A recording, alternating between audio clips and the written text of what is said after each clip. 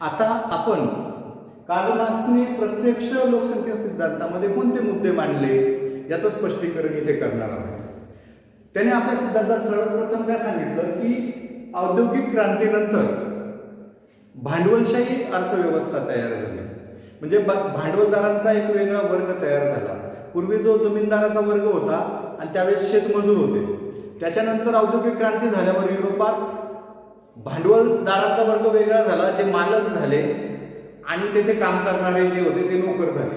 अशा प्रकारे दोन वर्ग तयार झाले. या दोन वर्गांना कार्ल मार्क्सने आहेरे आणि नाहिरे असे दोन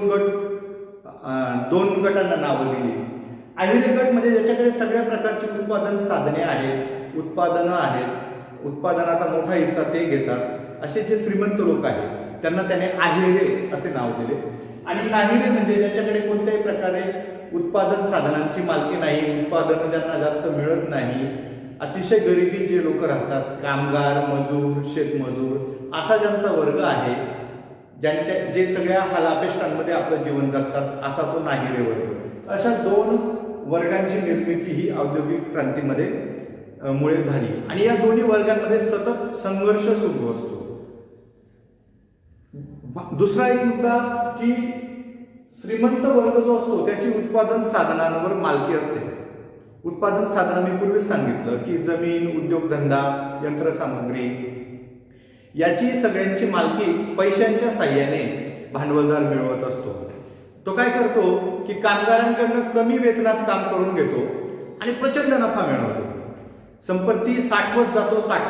संपत्ती साठली की त्याचं भांडवलात रूपांतर होतो. त्याच्यापासून तो पुन्हा नवीन कारखाना काढतो, तिथं परत नवीन कामगार भरती करतो, तिथून पुन्हा त्याला नफा मिळायला लागतो. आणि त्यावेळीचं जे शासन असतं तर शासनाला कर रूपाने पैसा मिळतो किंवा शासनामध्ये आपले प्रतिनिधी पाठवणे भांडवलदारांना शक्य असतं, कारण त्यांच्याकडे खूप पैसा असतो. त्याच्यामुळे शासन, कायदे, धर्म हे सगळे भांडवलदाराच्या बाजूने उभे राहतात आणि भांडवलदारालाच मदत करतात. शासनाचे धोरणं पण कामगारांच्या विरुद्ध आणि भांडवलदाराच्या बाजूने असतात, असा मुद्दा त्याने मांडला. त्यानंतर कार्ल मार्क्सने एक अतिरिक्त मूल्य नावाची एक संकल्पना मांडली. काय असतं अतिरिक्त मूल्य? तर कामगार वर्ग जो कारखान्यामध्ये काम करत असतो तो असंघटित असतो.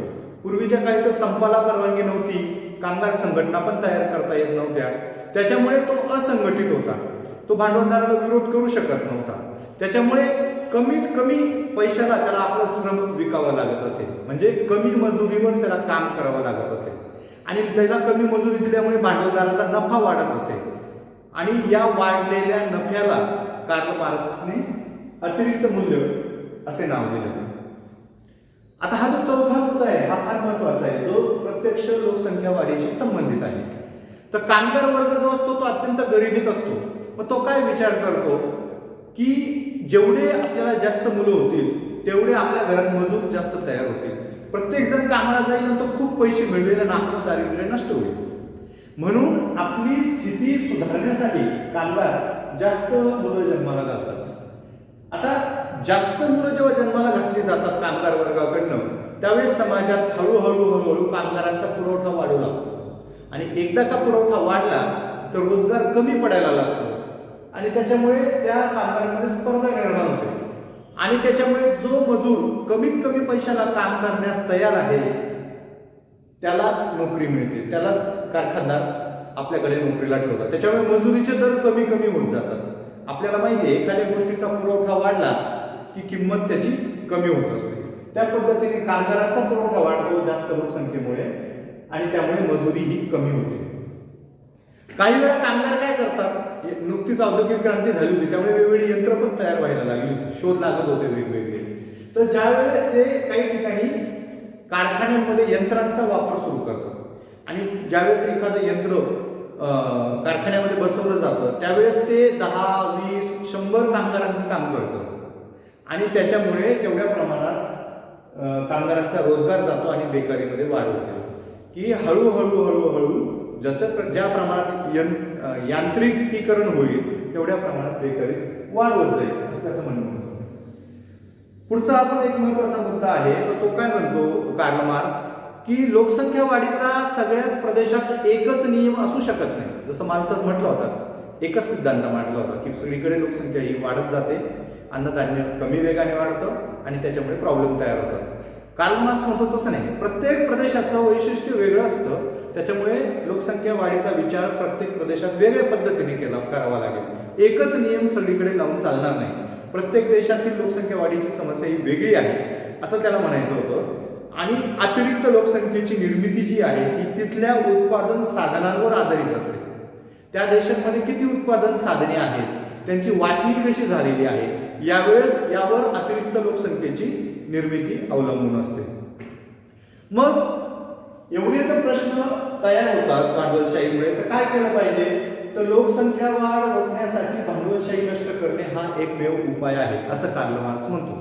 हा जो 7वा मुद्दा आहे तो काय म्हणतो की भांडवलशाही नष्ट करून साम्यवादी समाजरचना निर्माण करणं आवश्यक आहे. त्यामुळे मालक व मजूर हे वर्ग नष्ट होतील, मजुरांचं शोषण थांबेल, त्याला योग्य वेतन मिळेल. जर साम्यवादी विचारसरणीवर आधारित अर्थव्यवस्था तयार झाली तर मजुरांना जास्त वेतन मिळेल आणि त्याच्यामुळे त्याचं राहणीमान हळूहळू उंच होईल, म्हणजे तो देखील श्रीमंत होऊ लागेल. आणि एकदा का राहणीमान उंचावलं तर ते राहणीमान टिकून ठेवण्यासाठी तो कमी मुलांना जन्म घालेल, त्याच्यामुळे आपोआप जन्मदर कमी होईल आणि लोकसंख्येची समस्या ही संपेल. म्हणजेच लोकसंख्या वाढ रोखायची असेल तर भांडवलशाही नष्ट करणे आवश्यक आहे आणि साम्यवादी समाजरचना निर्माण होणे आवश्यक आहे असं तो म्हणतो. शेवटचा मुद्दा त्यांनी असं म्हटलंय की साम्यवादी समाजरचनेमध्ये सर्वांना रोजगार मिळतो, योग्य ते वेतन मिळतं आणि त्याच्यामुळे दारिद्र्य, बेकारी, दुःख, अतिरिक्त लोकसंख्या हे सगळे प्रश्न नष्ट होतात. जो पण नफा या कारखान्यांमधून किंवा शेतीमधून बाहेर पडतो, नफा जो मिळतो तो सगळ्यांना वाटला जातो, सगळ्या समाजाला दिला जातो. भांडवलशाहीमध्ये काय होतं, जो नफा मिळायचा तो फक्त भांडवलदाराला मिळायचा. साम्यवादी विचार समाजरचनेमध्ये सगळ्यांना नफा मिळतो, त्यामुळे सगळ्यांचं राहणीमान सुधारेल आणि लोकसंख्या वाढीची समस्या नष्ट होईल.